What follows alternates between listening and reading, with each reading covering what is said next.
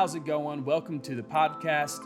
I am bringing you another message from something I'm going to preach soon. I've not preached it yet as of this point. Again, the goal is not to actually preach it like I'm going to preach it on the stage, but I just want to walk through my thoughts and my notes. To be honest with you, sometimes I can't help but sort of go into preacher mode. That's okay. I hope you get something from this, whether it encourages you or gives you an idea, or even if you disagree with it and it inspires you to go and figure out something for yourself, that's fine. I just hope it is beneficial to you. I enjoy doing this. It sort of helps me collect and organize my thoughts. We are talking about witnessing something, witnessing life, witnessing an event. To witness something is to see something, it's to experience something. You have a firsthand account of a thing, which is very important in the court of law. If you're writing papers, especially in college, what you want are primary sources, which are almost firsthand accounts, something close to the event that actually happened. We've all had those moments in our lives where we are like, dude, you are not going to believe what I just experienced, what I just saw. A couple of weeks ago on this podcast and at church, I preached a sermon on the impact of screens and how when you see things on screens, it will have an impact on your life. And what if what we are experiencing is not on a screen, but it's experiencing and seeing God in action, God working and moving, watching and seeing and witnessing people living out faithful lives to God and watching God be faithful to them in return. Because I bet if we get to see that, then we would understand and know something about God that we didn't know before, and that we would grow and be better from it. If you would open up your eyes and ears to what God is saying and what God is doing around you, then the chances are you would witness amazing things, because God is working and He is moving, and He has been moving since existence. So whether it's scripture or whether it's your grandmother or grandfather, chances are you have heard at some point of God doing something spectacular. And I just want to be witness to that, and I want to believe it in faith, and I want it to strengthen me. Our focus verse is Hebrews chapter 12, verses 1 through 2. And, scholarship is not 100% sure who wrote this, and that's okay. That doesn't bother me if it doesn't bother you. But I do very much enjoy Hebrews, and so let's listen to this and read along if you want to.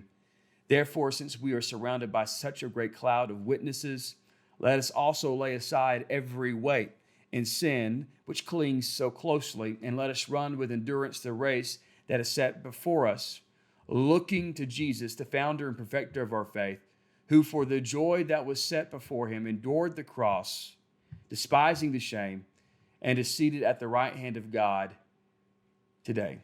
So the writer of Hebrews, before we get to our verse, he has just finished talking about a lot of really faithful people in the Bible, people that trusted in God in very difficult circumstances, people that we see God did very awesome things in their lives. And he talks about Noah, and he talks about Abraham and Sarah, and how Abraham and Sarah were very old. They should have been thinking about their grave, but instead God made them father and mother to a nation. And he talked about Moses and how his parents were faithful, and how Moses was faithful even though it was going to cause him some pain and discomfort to leave behind Egyptian royalty to be connected with the people of his birth. But God continually came through for these people, and more mentioned in Hebrews.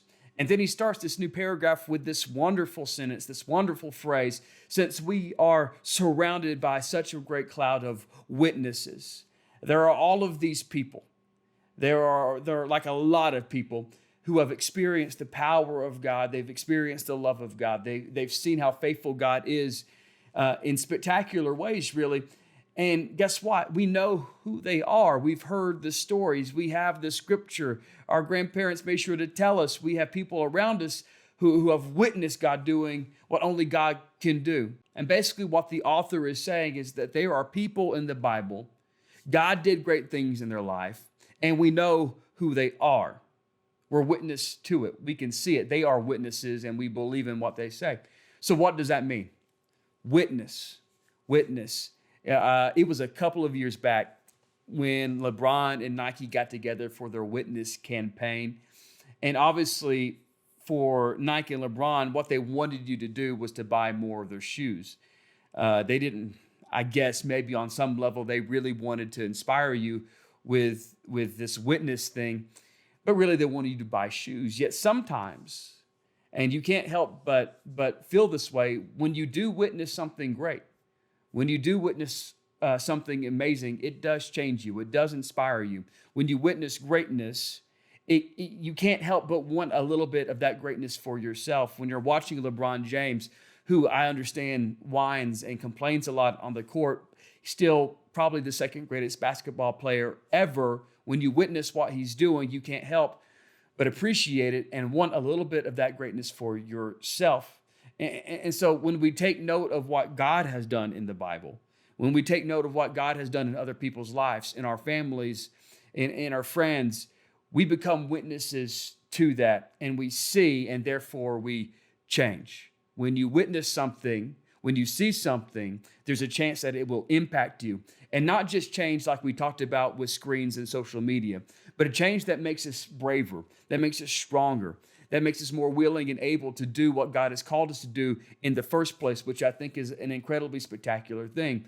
And so when we witness others go through that process of faithfulness and power with God, we can be encouraged that we can do it too. I've got a wonderful a lady that I know from church. I call her Miss Ann. And Miss Ann has been through a whole lot in her life, but yet she's remained faithful, and God has been faithful to her. I'm witness to that. I've got a friend that I dearly love from Cleveland, Tennessee. I met him at Lee, and he went through a lot in his life with his parents, whether it be drugs or abandonment. He went through a lot, but yet I've witnessed his attitude towards God, and I've witnessed God be faithful to him over and over and over again, and that should encourage me. When we witness God do great things, let it encourage you. Or you can look at what God has done and you can ignore it and you can miss it. It's your choice. Hopefully, though, if you have seen the proof that God is who he says he is, because you've witnessed it in your own life and you've witnessed it in other people's lives, you've seen it with your own eyes, then maybe we need to respond to what we see. And there's always a response to something. There's always cause and effect. If this happens, then something will happen. When God moves, you will respond to it one way or another. And sometimes you ignoring God is your response, but it's a very poor response. Now, the author of Hebrews, he wants us to respond a certain way to what we see and to what we hear from the witnesses. Once we see what God has done and what he is doing, we need to, what's it say? Lay aside every weight and sin which clings so closely to us. What's weighing you down in life? And this is not in my notes necessarily, I'm still playing with this. And for students, there are things that weigh people down. I remember in my own life, there have been stresses, little heartbreaks, strife, and other stupid things that I think about now, but they weighed me down whenever I was a child, whenever I was a teenager. For students, maybe things aren't going great at home and their parents are constantly in conflict. That's weight for them. It can be pretty intense sometimes, and that can weigh them down. We all know people who their parents, they were past the point of arguing and fighting, and so they were left with the weight of having to have to navigate between spending time with two people who loved them the most through divorce. And hey, listen, there are some people out there, as they were children, as they were teenagers, they didn't even have parents at all. So that's weight. That's weight. And weight prevents you from being effective. Weight prevents you from moving the way that you were designed to move. And I simply know that in any room, in any audience, you're going to run into some stuff. You're going to run into some weight. What if the weight is comparison? Well, I don't look like them. Well, I'm not gifted like them. I don't have that talent. I don't have that money. I'm not skinny. I'm not pretty. I'm not in shape. I'm not as athletic. My hair doesn't work like their hair works. My clothes don't compare to their clothes. My car doesn't compare to their car. Whatever. We go on and on with comparisons, and we add weight to our lives based on how we see ourselves and how we see others. The reality is we put weight on our shoulders that God never intended us to have. And so it's time for us to take off the weight. Take off the weight. God says that he's the father to the fatherless. And maybe it's a little naive to suggest that just knowing that can help you take off the weight, but I believe it can. Scripture says that he's the Prince of Peace. And so if you're going through anxiety, take off the weight, give it to God, and let him bring you the peace that he is, that he embodies. Take off the weight of comparison. You are formed in the image of God. You are beautifully and wonderfully made, and not because you were designed to look like someone else. You weren't designed to compare yourself to someone else, but you are beautifully and wonderfully made because God made you who you are. Take the comparison weight off your shoulders. David was the youngest out of a family, and he was ignored and looked over, but he was king. Daniel from the lion's den, hopefully you know who he is. He was constantly being compared to other people, and not compared to other people in a standard that was familiar to him, but he was faced with comparison that was foreign to who he was and foreign to who his friends were. But God always seemed to elevate him when others derided him for not being like they thought he should be. So witness that God over and over and over again in Scripture has taken the weights of people and he's taken the things that people carry and he's turned them into strength. Take off the weight. The point of working out is not so that you can take the weight outside the gym and carry it around better. The point of working out is so that when the weights are off, you are stronger than you were before. Give the weight to Jesus and realize how much stronger you are than you were before when you decide to put down the weights and give them to Jesus and walk out the door free the way that God designed you to be. Paul says, and maybe you've heard this scripture before, I'm just going to paraphrase it, but basically Paul says, I do things I know I'm not supposed to do. I don't do things I know I am supposed to do. Sometimes sin just hangs around, right? Sin just sticks to you. Sin weighs you down. Your shame and your guilt and the habits that you develop tend to break you down. And you have attitudes that you don't know why you have them. And they make you have a back talk and you smart off. You have anger issues that keep cropping up. And you say stupid things that you don't mean to say. But when we witness what God can do in others, maybe it's time to believe that if God can do it in them, that he can do it in me. And listen, even as someone who has been a Christian for a long time, I have sinned. I have made mistakes, but God has set me free. My wife, who I think is the person closest to being perfect in this world, she has dealt with stuff and even sin, but now she is set free. And it's not about being perfect, but it's all about having faith that Jesus, his grace is more than enough for you. That his grace, just like it was good enough for me, is good enough for you. Take the weight off of your shoulders. Take the weight of sin off your shoulders by putting on grace and giving Jesus your sin and your shame. Stop dragging around your past and give it to Jesus. Take off the weight. Why do we have to take off the weight? Because we're running a long race. And your race is different than mine. And I'm not talking about the color of your skin. Your race is different than even your children's race. But to do well, we've got to get rid of the stuff that's making us tired and that's slowing us down. Let us run with endurance the race set before us. When you're running a long distance, or even when you're running sprints, you don't want anything extra slowing you down. You want the right shoes that are light and springy and provide proper support. You want the right clothes that don't restrict and that are light. You want to be in shape, and so you need to work out. And you need to train, and you need to be at the right weight for what you're doing. You don't want to waste your motion when you're running, and so you got to make sure your form is good. And that takes work. It takes coaching. It takes seeing others. Witnessing others run their race will help you run your race. Just recently, the guy broke the record for the fastest marathon, even though it's not technically official. But I watched some of the highlights from his training and from everything. It was incredibly impressive that he ran that many miles in such a short amount of time. And watching him inspires you. And if you watch him, you can learn technique for how you can run. We already brought up a lot of people from the Bible that ran the race the right way, but obviously there was someone who ran the race perfect, right? We know what his name is. His name is Jesus. You want to know how to run your race the right way? Let's start with Jesus. He's the King of Kings and the Lord of Lords. If that doesn't make sense to you, maybe just think of him as the prime minister, president, Congress, judicial branch, all wrapped up into one. That's who Jesus was. And that's what he was to the entire existence, the entire universe. And he decided to leave perfection to come to earth, to be born as a lowly baby in a humble manger. He didn't come as a fully formed man to be living in a mansion, in a castle, or any sort of palace. He wasn't born to a rich family, but to a normal family. And he didn't even grow up in a town that people liked that was special.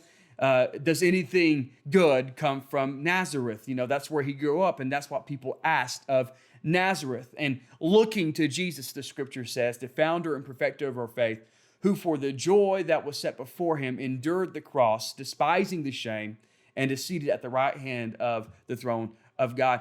Jesus showed up running, not to be a king with an army that would conquer, not to rule like a CEO or a boss to be obeyed, but Jesus came to rule in service and in humility. And he wasn't running a race to get power, but he was running a race to give power. He wouldn't get a reward for his race and for finishing his race, but he was going to give a reward for finishing his race. And he wasn't a king that was going to have a bunch of followers that would form a powerful army that would conquer the world with war, but he was a king with a few flawed followers that would go to war, and their primary weapon was their own deaths. Jesus showed up running the race, not enjoying the fact that even though he was exactly what the Jewish people had been praying for, that when he showed up, they rejected him anyways. He showed up running, understanding that there was pain waiting for him. He showed up running and knowing that it wasn't going to be pleasant, feeling all the shame and sin and guilt that he did for things that he never did himself. So the next time you sin, the next time you feel guilt or shame about something you've done, something you've said, something you've thought, just understand and know that Jesus felt that without going through the act itself, and he took that on his shoulders, and he took it for you. And so he ran the race of pain with endurance, knowing that things weren't going to be great, and he did it for you, and he did it for you, and did it you, everyone. He did it for me and everyone in existence. Everyone that's watching this, everyone that will ever hear this, he did it for you. And that's what I want to be witness to. That's what I want to see for my life. That's what I want to change me. Someone who loved me so much that they came to a place knowing that it was not going to be pleasant, that it would be full of trouble and rejection, just to rescue me and show me the way out, to show me how to run the race the right way. And since we have seen this, since we have witnessed this, since we know that Jesus did this for us, since we know that there are others who have believed the same way and they've ran the race the right way, why don't we start running like we were meant to run in the first place? Why don't we put down the weight? Why don't we stop letting sin keep us from running the way that we were designed to run and start following Jesus' example? We need to keep running. We need to not stop. And if you're young, you're going to make mistakes. If you're old, you're going to make mistakes, but don't stop. Some of you maybe have only just started this race. Some of you are deep into this race, but whatever you face, you need to understand and know that they are people who have done it before. And if God can do it in them and for them and through them, he can do it for you. That is it for this week. I hope you enjoyed this. The lighting has been fantastically weird, but I am grateful for this. Share if you want to, subscribe and review. I'll see you next time.